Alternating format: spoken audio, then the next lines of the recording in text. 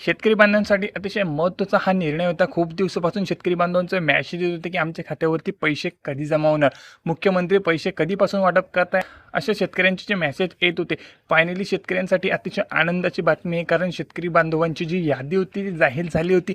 या शेतकरी बांधवांनी KYC केली होती. त्यांचा पहिला हप्ता आता वाटपाला सुरुवात झाला आहे. स्वतः मुख्यमंत्र्यांनी घोषणा केलेली आहेत, की शेतकरी बांधवांच्या खात्यामध्ये आम्ही पैसे वाटपाला सुरुवात केलेली आहे आणि आता पुढची यादीसुद्धा जाहीर झालेली आहे. ज्या शेतकरी बांधवांचे या पुढच्या यादीमध्ये नाव असेल, ज्या शेतकरी बांधव KYC करतील, लगेच त्यांच्या खात्यामध्ये हे पैसे वितरित केले जाणार आहे.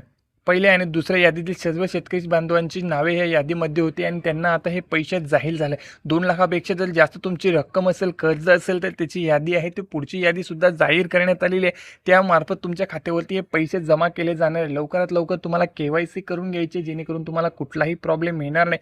राहिला प्रश्न तुमचा नमूचे शेतकरी हप्त्याचा, तो अजूनही शेतकरी बांधवांच्या खात्यामध्ये जमा झाला नव्हता. त्यावरती सुद्धा निर्णय झालेला आहे. आज मंत्रिमंडळाची सर्वात मोठी बैठक पार पडली आणि यामध्ये महत्त्वपूर्ण निर्णय हे घेण्यात आले. शेतकऱ्यांचे जे प्रश्न होते, प्रॉब्लेम होते, सर्व प्रॉब्लेम समजून घेतले गेले. पिकाचं होणारं नुकसान सुद्धा त्यांना आता माहीत आहे.